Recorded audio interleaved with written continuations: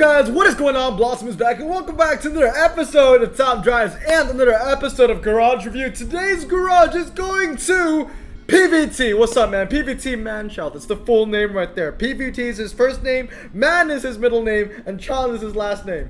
Totally not true, but I would like to think that way. Today we're reviewing this garage. Thank you so much for being a patron in my Discord server. For those of you wondering, I'm going to say it once, I'm going to say it now. If you want your garage reviewed, you gotta be a patron. At the end of the day, though, I'm still gonna get people that ask me, so whatever, man. I'm not even gonna answer if you don't watch this part of the video. But anyway, today, let's run through the stats of PVT's garage. We see 6,585 trophies, 40 renown, which is good to see that the man is using his purple points. What do you call them? Renown? Purple points? Here's the thing, I play a lot of Overwatch, and for Overwatch there are also purple points that get you golden weapons, and I call that purple points and I call this purple points, but I think one's actually called renown and the other one is called something else. I don't know. He also has 14k and 455 gold, and for the rest of the stats, as I will put on the video, his favorite country is Japan, his favorite tag is German Renaissance, his favorite prize car or his dream prize car is the Bentley Continental GT3. He has played clubs a total of 3 times, and his garage is 1,090 days old, and he is considered to be a semi-pay-to-win. Now, here's an interesting thing. When it comes to specialities, what do I do now? He likes Japan, but his favorite tag considers of German cars. But his dream prize car is British. I mean, okay, honestly, the prize car part doesn't really matter because you're just gonna have to collect whatever you need that is the requirement for that tri-series. So it's really down to finding the best speciality for you, which is going to be a combination of what fits really well with Japan and what fits really well with German Renaissance. And the first thing I think of is probably rear-wheel drive coupes or saloons. It always seems to either boil down to saloons or hatchbacks at the end of the day. But let's get into it. Commons. Now, I've already seen this garage, obviously. I mean, I'm not going into this completely blindy, and I would completely blind. And I'll tell you right now, this is a very organized garage from commons all the way to super rares. It is only from ultra rares and above where I think it all falls apart. So we'll get to that in a bit. But yeah, when it comes to the commons, when it comes to the uncommons and the rares and the super rares, they all kind of fall under the same advice that I would give you because they all have the same kind of characteristics, and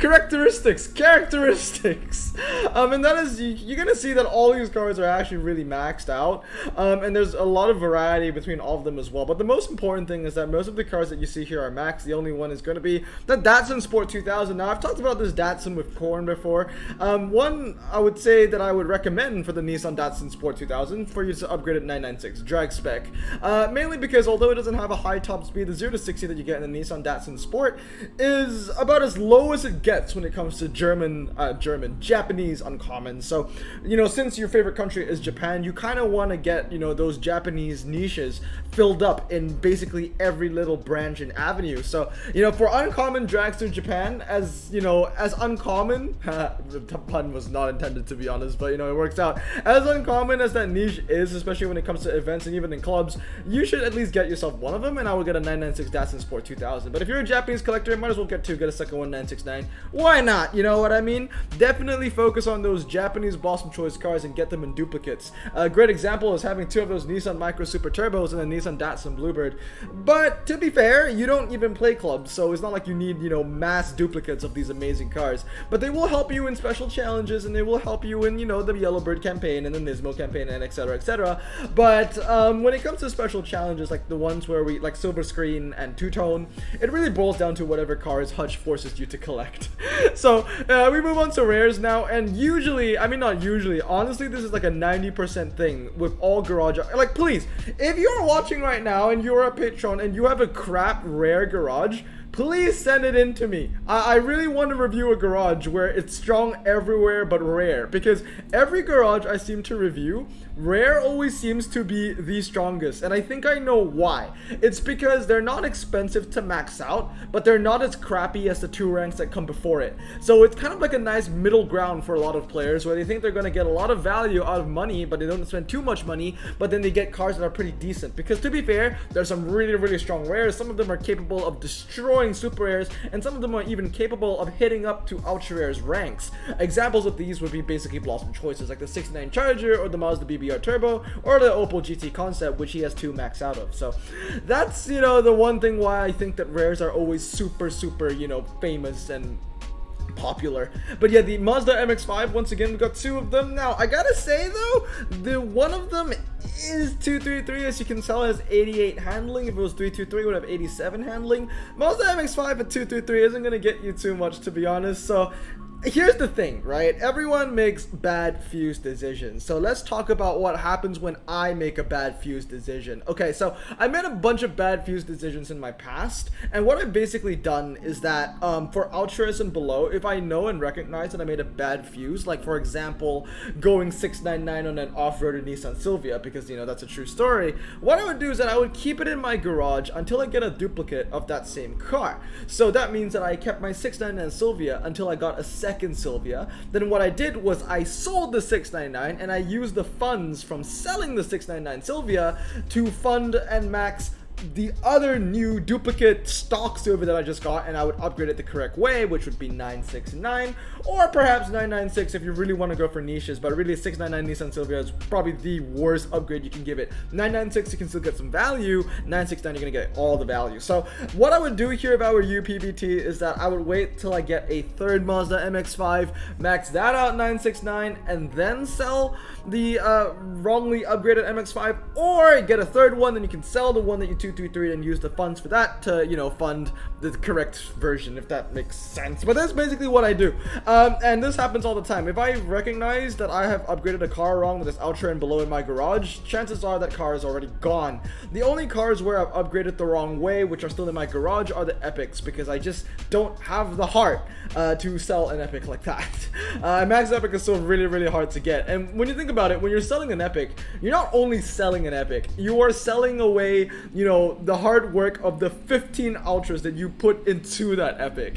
And really, for me, it's the idea of selling away 15 Ultra Rares that really hurt, because I know how hard it is to get. When you think about it, 1 million opening gets me about 4 Ultra Rares, so 15, yeah, you can do the math. It's definitely almost 4 million worth to get 15 Ultra Rares. But yeah, rares are very strong. Super rares are also very strong. Now this one I would say is a bit of an anomaly, because usually when I review people's garages, especially those that aren't like heavy pay to wins, or those that are, you know, really old, like 3 years old or more, usually they're strong when they go up to rare, and then it all falls apart at super rare. But it doesn't fall apart over here. Not for you, sir. You decide to be a little stronger than everybody else.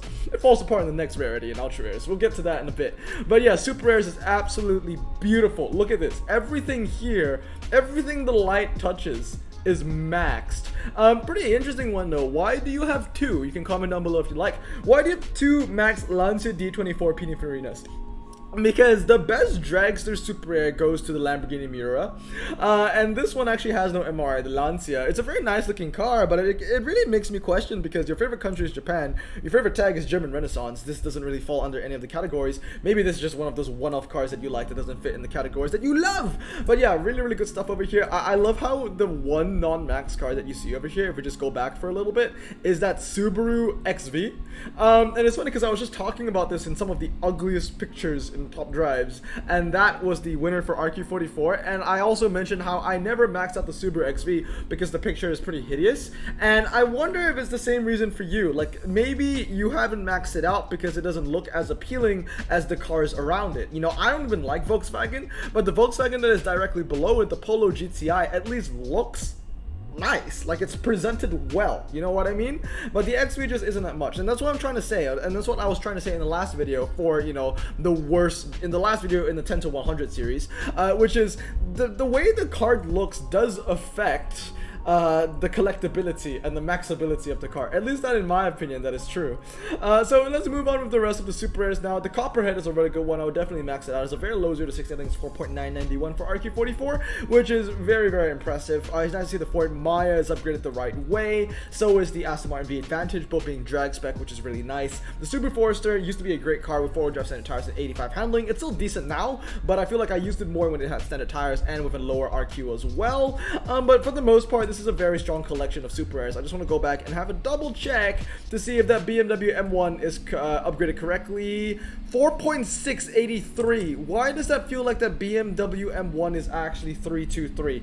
I'm gonna check my own account for a second. I think it's a bit lower than that. Yep, I just had a gander at my garage, and yes, that BMW M1, I knew something was a little sus about that 4.683, I knew that 81 handling. Yeah, the BMW M1, that's another one that you've definitely upgraded the wrong way. I would get another BMW M1 and 996 that. I mean, you probably maxed it out before it got its MRA boost, but now with the MRA boost, the BMW M1 is actually a really, really strong car to get, and beautiful picture as well. The stats on it, when you max it out 996, would be 175, 4.4, and 81. But anyway, let's move on. I guess your BMW M1, since it handles a little better, might be a pretty decent fast circuit car, but that's gonna be about it. That's really all you can say for drag spec cars that use 699. I guess it's alright for the fast circuit. That's basically what you say. Or maybe for, you know, what is it? Drag and slalom. But even then, you know, like, slalom can really destroy a drag spec car.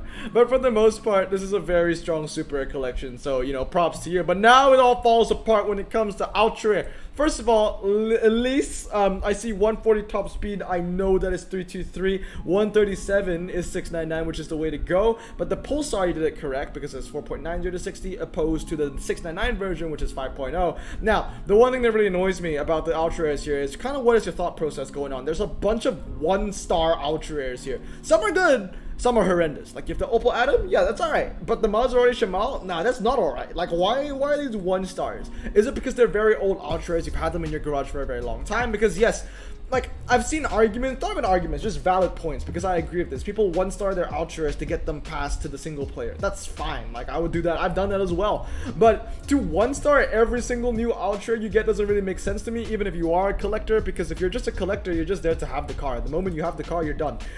So it's pretty interesting to see. Why do you have so many 1-star Ultra Rares? Are you going to be fusing them away? Do you dare to fuse away 1-star Ultra Rares into an Epic if the going gets tough? That is a question that you need to ask yourself. The Maybach 62 Landaulet, fantastic car. Definitely I'll get 2 of those max just because of how small the category of cars it is. Like, it's in like rear-wheel drive, dragster, standard tire cars. There's not a lot, as you've heard me say many times on the channel. 62, the Epic Maybach, and the Cadillac 16. Those 3 are all you really need. The Caterham 7360 is a very strong car. I would definitely max it out. It's very light, handles quite well with a low 0 to 60. And the Lancia Delta S4 Stradale is quite strong as well. And that's one thing I want you to pay attention to when it comes to Ultra Rares. Aside from the fact that there's a bunch of 1-stars just sitting around, and that's a pretty interesting one. That is a drag spec. That is a drag spec Lancia Delta S4 Stradale, isn't it? It is 87 handling. I know for a fact that the Delta S4 has 90 handling. Please don't give me a heart attack. I need to double take this and check my garage. But yeah, that is drag spec. 4.680. Why is the Lancia Delta dragged? I don't know. I would love to know why. Let me know down in the comments below, PPT. But yeah, 2 things I want to mention when it comes to this garage. The first one is the weak points in your Ultra Rares is going to go down to the 4-wheel drive stuff. The 4-wheel drive performance tires and the standard tire cars could use some work. Some cars that you need to look out for definitely would be the Subaru Levorg, because I know that you don't have one of those, and the Subaru Legacy BW as well. And like I said, 4-wheel drive cars, once again, your Lancia S4, it's drag spec. I know you have one Evo 4, but that is 323, which is not bad, but I would definitely get a second Evo 4 if you can, and 699 that as well, because they are I've seen many multiplayer events, not even clubs, many multiplayer events where the Mitsubishi Evo 4 has been useful and it's all dry. And when it comes to all dry, you want to use the 699. So to have those options, to have that versatility is really, really important for you. And another thing, also because you are a Japanese collector, is I think you won't mind opening Subaru packs and Mitsubishi packs and Nissan packs to get some of these cars. Another one, I know a car that you have that you don't have max is the Mitsubishi Evo 1. You have the car, but if I remember correctly, it isn't 1-star. We can go back and find it out real quick because it's RQ57. Yeah, it's a 1-star at 4.884. So definitely one of the first cars that I would definitely recommend you to max out. Some very strong cars in here though. Having said that, was the Lotus 340R and the Infiniti G37, which is very nice to see. And here's another thing that I really want to talk about, and that is going to be the all-surface tire category. Not a lot of good all-surface tire cars in here, I would say. The only ones that I've seen would be, you know, the Levante Diesel and the Honda Pilot, but those cars aren't too amazing. When you come to the upper echelon, you have cars like the Pontiac Torrent GXP, which is only 1-star. You do have the XC90, which is really good, but you also have the Subaru Outback XT at 1-star and the GMC Terrain at 1-star. So the cars, the all-surface tire cars are there if you want to cover up that niche, but you just have to max them out. And definitely I would say the Subaru Outback or the GMC Terrain should should be fairly high up your list of cars to max out. If in my opinion, I would probably go for the Terrain and then the Outback, but I do love the Outback more. It is also relatively light and it is in a state, which is pretty nice. The Mercedes-AMG S55, you have that stock, just remember to 996 that. Amazing MRI in that bad boy. And I would also go 233 or 699 on the Jaguar XFRS Sport Brake.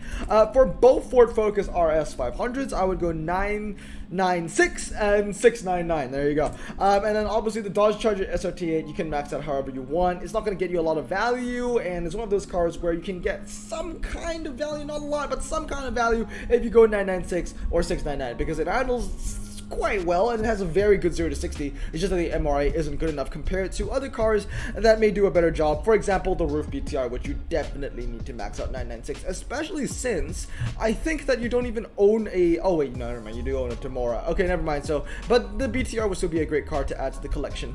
Very nice to see that you have a Lancia 037 Rally. It seems like everybody has that car besides me until recently, when I finally unpacked one and upgraded it the right way. I've already used it over 300 times in clubs, and it's only about a month old, which is absolutely insane.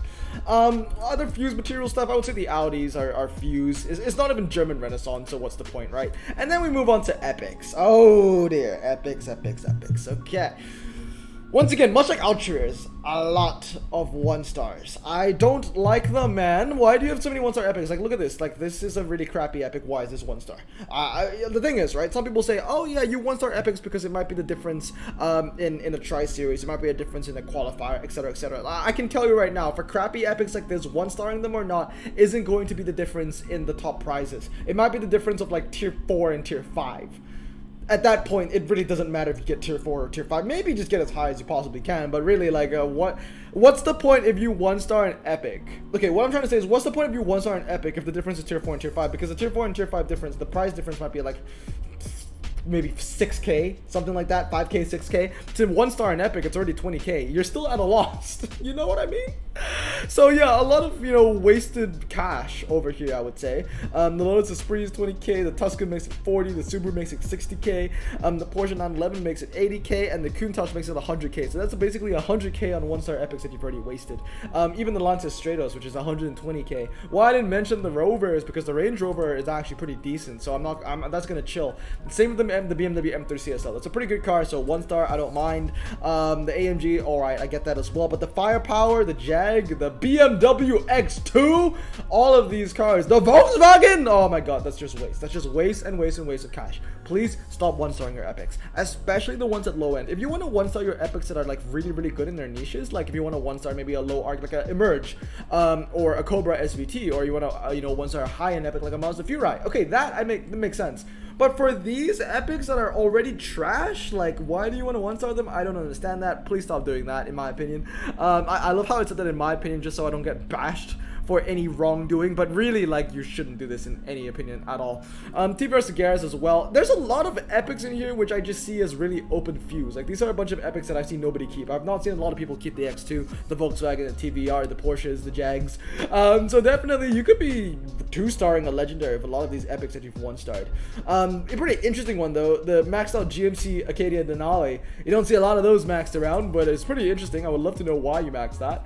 2 Cadillac CTSVs as well, which is pretty cool. I gotta say though, you're not an American collector, and nowhere in your interview process did you say that you loved American cars, but I gotta say your American garage is pretty freaking strong. You have 2 of those Cadillacs, which are medium. You have 3 of the slick tire Mustangs, which we'll see in a bit, and then you have the Vipers. You have Hollywood and Bollywood. No, sorry, you have Hollywood and Syracuse, which is insane. And also another thing I want to talk about is this part. So we talked about RQ73 and above. Pretty monotone, I would say. When it comes to RQ73 and above, you have 2 standard tire cars and 1 all surface. That's it. Everything else is either performance tire or schlick. Now I know it's hard to just say, oh, go get yourself a standard tire, or go get yourself an off-road or surface tire. I mean, yeah, it's hard, but like I'm just pointing out like a weakness that you may have and something that you might want to focus on, because that makes your BMW 750i all the more valuable, because it's one of 2 standard tire cars that you have that is RQ73 and above. And it's the same thing for the all-surface tire. The only one there is going to be the Mercedes. And once again, did I say 3 thick tire Mustangs? I meant 4. So yeah, your American collection, and you have the Hellcat as well, is ridiculously strong. And you have the Cadillac CT6, which makes up another, standard tire. Like I said, 2 standard tires. So I would definitely look forward to maybe some all off-road or all surface. I really hope you get a Raptor soon, or maybe a Bentayga, or a Audi SQ5, or something along those lines. And then we end up with the legendaries, with the Porsche. I like the legendaries here, to be honest. You have a lot of legendaries that I really want. Like, I would love the Skyline GTR Nismo Z, for example, and the Ariel Atom 4, and a second Dodge Viper ACR. And you see what I mean? Like, your American collection, even though you didn't state that it's among your favorite cars, your American collection is very strong. Like, Top Guys wants you to focus on American cars, it seems like, because you have, 4 of those Mustangs, you have the Charger Hellcat, and then for the legendaries, you have the GT90 and the 2 Vipers. You got a twisty one, you got a hybrid one. The twisty one would be the ACR, the hybrid would be the TA, the fast one would be the Ford GT90. There's a lot of, variety over here, I would say, but of course your best legendaries would go down to the Bugatti Veyron 16.4 and the Donkavort D8 GTO RS as well. 3 Bugattis, man, for a garage that's only 1,000 days old, 1,100 days old, I should say. Very, very impressive. And not to mention, you have the Ford GT. So what I'll tell you is this: I know that you love Japanese cars, and your favorite tag is GR, and go ahead, go specialize in that. But at the same time, you might want to keep an eye out for your American collection, because your American collection is very, very strong for a garage of your age. The only things that you're really missing out on would be maybe an Acura NSX, because that has that 4-wheel drive capability, and a Ford Raptor, because it has off-road tires. But when it comes to your performance tire American cars, it's pretty freaking strong. And you have the Cadillac CT6 at the same time. Like, that is pretty nice, man. If I were you, I'd be really lucky to have, whatever you call that drop rate luck. It seems like you are favored to get American cars, which is something I would love for my garage. Because for some reason, all I get is Italian. And I know everybody usually has a lot of Italian cars, and that's another thing that's really freaking insane about this. There's not a lot of Italian legendaries in this garage. There's one Lamborghini, I think. Yeah, there's one. You've dodged a lot of bullets for a game that has a crap ton of Lamborghinis that are really useless. Like, wow. Okay, but anyway, guys, that's gonna be it for today. PBT Manchild, thank you for sending in your garage. If you have any more questions, feel free to reach out to me on Discord. I would be happy to help you. But anyway, I hope you guys have a great day. I'm gonna stay safe, wash your hands, and blossom out. Peace.